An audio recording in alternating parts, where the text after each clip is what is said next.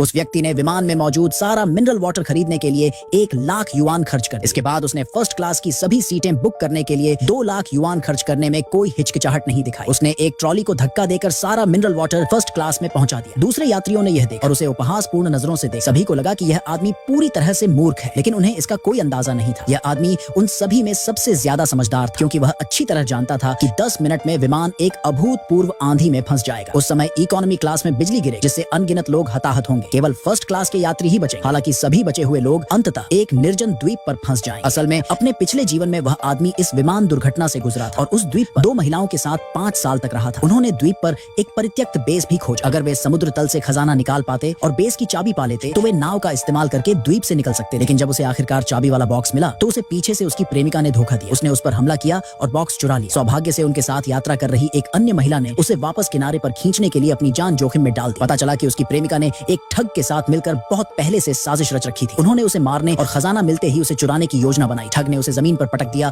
और तुरंत उसकी जान लेने के लिए चाकू उठा लिया। उस समय अचानक 100 मीटर ऊंची सुनामी आई, जिसने एक पल में सभी को निगल लिया। शायद उस आदमी की किस्मत ने स्वर्ग को भी अन्यायपूर्ण महसूस कराया, क्योंकि अगले ही पल उसने खुद को पुनर्जन्म पाया। 5 साल पहले जब मैं विमान में था तो सोचने का समय ही नहीं था। उसने तुरंत अपनी घड़ी देखी, पुष्टि की कि विमान के तूफान में फंसने से पहले अभी भी 30 मिनट बाकी थे। वह जानता था कि भविष्य को बदलने का अभी भी एक मौका है। उसने जल्दी से सोचा कि कैसे उसके पिछले जीवन में केवल फर्स्ट क्लास के यात्री ही बच पाए। इसलिए उसने उस महिला को बताने का फैसला किया जिसने उसे बचाया। उस पल उसकी प्रेमिका गुस्से में उसके पास आई और पूछा कि उसने उसके लिए फर्स्ट क्लास का टिकट क्यों नहीं खरीदा। ठग भी पीछे नहीं रहा। उसने उस आदमी का मजाक उड़ाना शुरू कर। उसे याद आया कि कैसे उन दोनों ने उसके पिछले जीवन में उसके खिलाफ साजिश रची। आदमी ने निर्णायक रूप से अपनी दुष्ट प्रेमिका से नाता तोड़ लिया। इसके तुरंत बाद उसने महिला का नाम पूछा, लेकिन इस समय महिला उसे नहीं जानती और उसे लगा कि वह सिर्फ फ्लर्ट करने की कोशिश कर रहा है। उस आदमी ने जल्दी से समझाया कि वह एक पुनर्जन्म वाला व्यक्ति है और अगर वह मरना नहीं चाहता तो उसे उसके साथ फर्स्ट क्लास में जाना होगा। इस कथन ने उसे और भी अधिक सोचने पर मजबूर कर दिया कि वह आदमी पागल है, जिसके पास कोई और विकल्प नहीं है। उस आदमी ने उसके बारे में एक बहुत ही निजी रहस्य का खुलासा किया। उसके निजी अंग पर जन्म चिन्ह का जिक्र सुनकर महिला को लगा कि वह आदमी उस पर जासूसी कर रहा है और उसने शिकायत करने के लिए एक फ्लाइट अटेंडेंट को बुलाया। लेकिन अब समझाने का समय नहीं बचा था। आदमी ने अपनी घड़ी देखी। विमान के दुर्घटनाग्रस्त होने में सिर्फ 20 मिनट बचे थे। पर्सर और यात्रियों की संदिग्ध निगाहों के नीचे उसने अपनी सारी बचत विमान में मौजूद सभी मिनरल वाटर खरीदने में खर्च कर दी। हालांकि इस बार तूफान पहले से 1 मिनट पहले आया। उसके पास फर्स्ट क्लास में पहुंचने का समय नहीं था। विमान में बिजली गिरी। जैसे ही वह आदमी विमान से गिरने वाला था, महिला ने एक बार फिर से चुनाव किया। उसने हाथ बढ़ाकर उसे फिर से बचा लिया।